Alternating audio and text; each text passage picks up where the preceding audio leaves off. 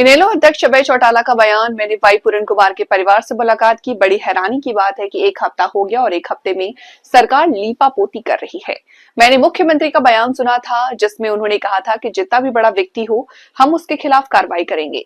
सरकार को अभी तक इस मामले में संज्ञान लेना चाहिए था। अगर सरकार पहले ही इस मामले में संज्ञान लेती तो ये नौबत ना आती। मैं सीएम से कहना चाहता हूं कि अगर आपको किसी बात का लिहाज है तो आपको कार्रवाई करनी चाहिए।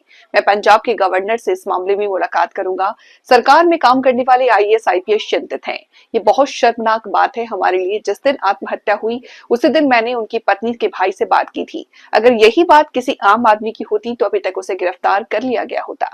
सुसाइड नोट में साफ लिखा है कि मैं किसकी वजह से सुसाइड कर रहा हूं। मैं अभी उनके वाइफ से भी, बेटियों से भी और उनके इन लॉज से भी, उनकी मदर से भी, उनसे मिल करके आया। बड़ी हैरानी की बात है, एक हफ्ता हो गया और इस एक हफ्ते में सरकार जो है केवल लिपापोती करने में लगी हुई है। अब तक कितनी दफा करके उन्होंने आश्वासन दिया कि हम कार्रवाई करेंगे। मैंने मुख्यमंत्री का बयान पढ़ा था। मुख्यमंत्री कह रहा था कोई कितना भी बड़ा व्यक्ति होगा हम उसके खिलाफ सख्त कार्रवाई करेंगे। पिछले 10 साल से लगातार वो अपनी कठिनाइयां बता रहे थे सरकार को। कौन कौन उनको परेशान कर रहा था, किस तरीके से कर रहा था, वो सारी बातें सरकार के सामने रखी। अगर सरकार की नीयत ठीक होती है तो फिर उस वक्त की जो कंप्लेंट्स थी उनके ऊपर भी सरकार को संज्ञान लेना चाहिए था। अगर उस वक्त में कार्रवाई कर ली होती तो मेरे ख्याल से आज ये नौबत नहीं आनी थी।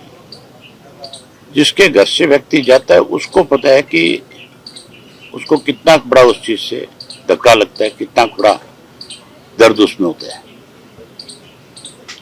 मैं तो आपके माध्यम से मुख्यमंत्री से कहना चाहता हूं कि आपको थोड़ी सी भी अगर कोई लिहाज है किसी बात की तो तुरंत आगे बढ़ना चाहिए इस मामले में। अभी मैं गवर्नर से मिलूंगा, पंजाब वाले से, उनसे जाकर के कहूंगा कि आपकी जिम्मेवारी बनती है कि मामला चंडीगढ़ का है। हरियाणा की सरकार तो इस मामले को जानबूझ करके लिंगर ऑन करना चाहती है। ये पहली बार नहीं है। हरियाणा अनेक बार इस तरह की चीजों से शर्मसार हुआ है और सत्ता में बैठे लोगों ने उस पर कोई कार्रवाई करने की बजाय उनको बचाने का काम किया। संदीप सिंह का जो मामला था वो भी हमारे प्रदेश के लिए इतना ही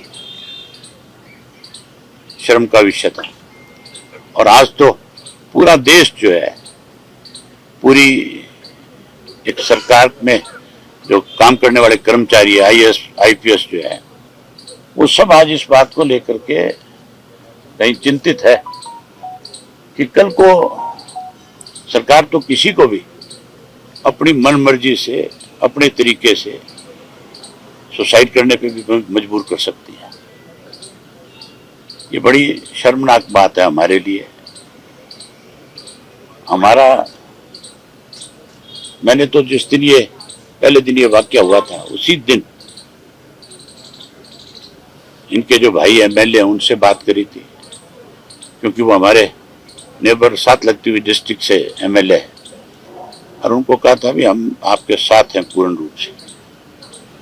आज भी मैं उनको यही बात कह करके आया हूँ कि जब तक आपके साथ न्याय नहीं होगा हम आपके साथ खड़े हैं, और हम आपके साथ केवल खड़े नहीं हैं, हम सरकार को इसके लिए मजबूर भी करेंगे। परिवार का ये कहना है कि डीजीपी जो है उसकी गिरफ्तारी हो, एसपी की गिरफ्तारी हो, लेकिन एक पहलू ये आ रहा है कि डीजीपी उच्च स्तर पे बैठे हुए व्यक्ति है, तो पहले जांच होगी, उसके बाद जो है पहलुओं तक पहुंचा जाएगा और उनकी कोई डायरेक्ट इन्वॉल्वमेंट भी नहीं होगी। मामला जो लास्ट में जो मामला है वो रोहतक पुलिस से जुड़ा हुआ है। अगर यही बात एक आम साधारण आदमी की होती तो अब तक पूरे परिवार को उठा करके जेल में बंद कर देते हैं। डीजीपी जो है वो एक संवैधानिक पद पे बैठा हुआ व्यक्ति है, वो भी एक आम आदमी है। अगर उसके खिलाफ FIR लॉन्च होती है तो फिर उसको गिरफ्तार भी किया जा सकता है। सुसाइड नोट में लिखा होगा, सुसाइड नोट में साफ लिखा हुआ है कि मैं किसकी वजह से सुसाइड कर रहा हूँ। ठीक है। ठीक है, थैंक यू।